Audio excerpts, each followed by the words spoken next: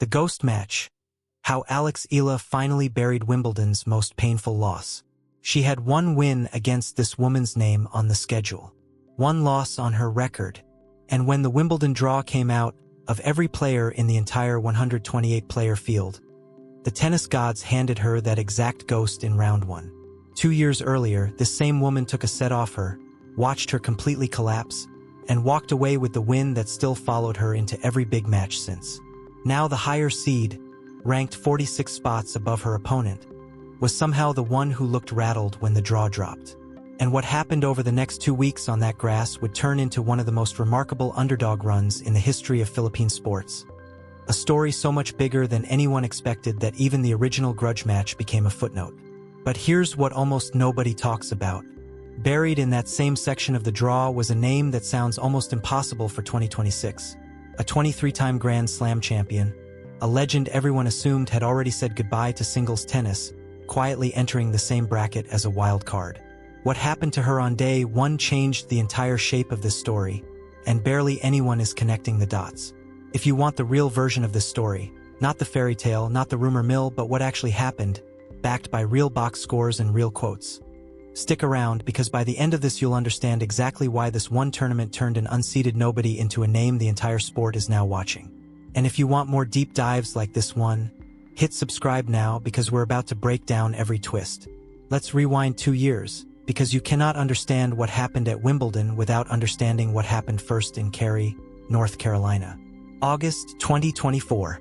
A modest hardcourt tournament most casual fans have never heard of. Alexandra Eala was 19 years old, ranked 147th in the world, a talented but unproven prospect from the Philippines, a country with zero history of producing Grand Slam contenders in tennis. She had left home at 13 to train in Spain, grinding for years through the sport's lower circuits, the tournaments the cameras never show.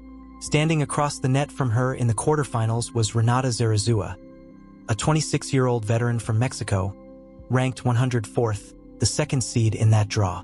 And for one set, Eala looked like the better player. She took the first set 6-3. She was in control. Then it slipped. Zarazúa clawed back to win the second set 6-4. Eala tried to answer, even building a lead inside the third set, but she couldn't close it out. Zarazúa finished her off 6-3, and the final score read 3-6, 6-4, 6-3 in the Mexicans' favor. Here's why that specific kind of loss lingers longer than almost any other. Losing a match you were never really in is easy to shrug off. But losing one you had in your hands, one where you could already taste it, that's the kind of defeat that doesn't fade quietly. It sits there. And 2 years later, when the draw for Wimbledon 2026 was released and Renata Zarazúa's name appeared next to hers in round 1, that memory was still very much alive. Except this time, everything about the picture had changed. By the summer of 2026, Alex Eala was not the same player who left Cary in tears. She had spent the spring building toward something, and when the tour hit the grass, she caught fire in a way almost nobody predicted. She won the WTA 125 title in Birmingham, her first big trophy of the year. She reached the round of 16 at Queen's Club, beating the reigning champion there, Donna Vekic, in a tight 3-setter. Then she arrived in Berlin for the WTA 500 event and delivered the 2 biggest wins of her career back-to-back. First upsetting world number 2 Elena Rybakina 7-5, 6-4, and then, less than 24 hours later, taking down world number 8 Elena Svitolina 6-3, 6-4 to reach her first WTA 500 semifinal. She eventually fell there to Linda Noskova and dropped her Bad Homburg opener the following week, where, in one of those small, strange footnotes that tennis loves to produce, she'd actually played doubles alongside 7-time Grand Slam champion Venus Williams. Still, by the time Wimbledon arrived, Eala had climbed all the way to world number 30. For the first time in her career, she was a seed number 29, and the first Filipino man or woman ever seeded at a Grand Slam tournament in the Open era. The kid who once needed a wild card just to sneak into the qualifying rounds was now a name the bracket itself had to protect. And then the draw paired her with Renata Zarazúa in round 1. On paper, this should not have been a close call. A 46-spot gap separates them. But rankings don't measure memory, and this wasn't just any first-round opponent. It was the only player alive who had already proven, on paper and in real time, exactly how to beat Alex Eala when the pressure got heavy. So here's the question that made this match feel bigger than a routine opener. Could Eala finally close the door she left open in Cary? Or would the ghost get one more night?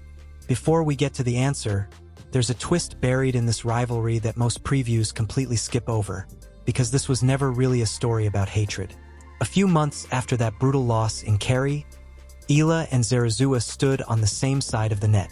They teamed up in doubles at the French Open and advanced together to the second round. They shared a coin toss. They strategized between points. The woman who handed Eala one of the most painful defeats of her career became, for one tournament, her partner. That single fact rewrites the entire framing. This was never a blood feud. It was two players whose careers happened to cross paths at very different points in their development.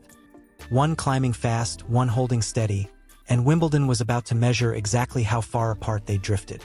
Now, back to the same section of the draw, because this is where the story gets genuinely wild, and it's the part almost nobody outside hardcore tennis circles picked up on. Also entered in that same quarter of the bracket as a wild card was Serena Williams.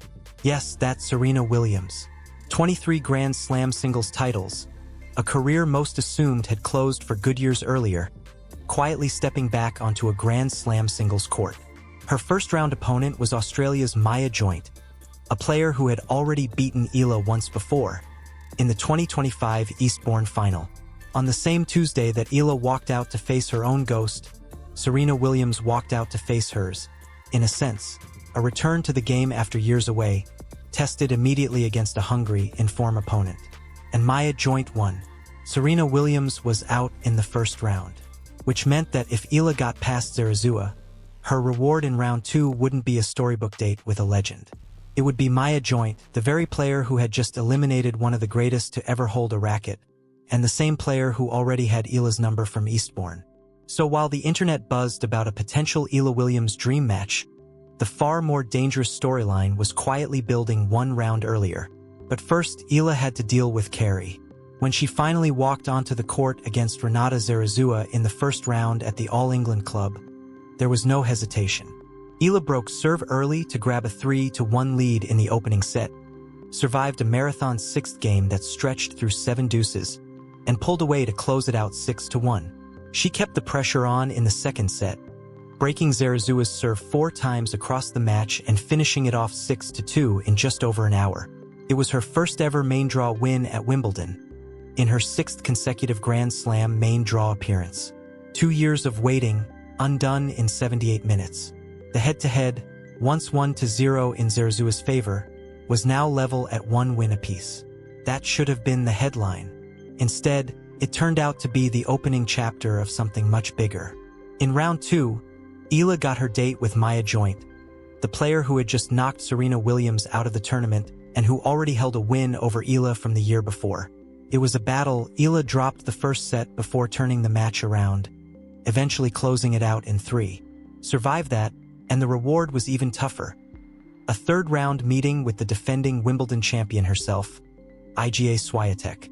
And this is the part of the story that turned Alex Eala from a feel-good underdog into a genuine headline act.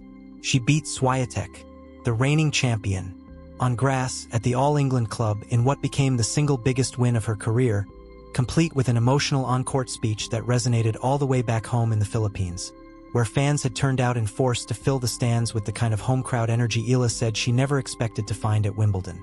Think about the scale of that for a second. This is a player who, 24 months earlier, couldn't hold a 1-set lead against a player ranked 104th in the world. Now she was toppling a Grand Slam defending champion in the 3rd round of the same tournament that once required her to fight through qualifying just to get near the main draw. Her reward was a round of 16 date with Jasmine Paolini, the number 13 seed and a Wimbledon finalist from 2 years earlier. And this is where the fairy tale finally, painfully, ran out of magic. Eala dropped the first set 6-4, fought back to level things at 1 set apiece 6-4, and then watched a tight, grinding decider slip away 6-3 in a match that lasted more than 2 hours.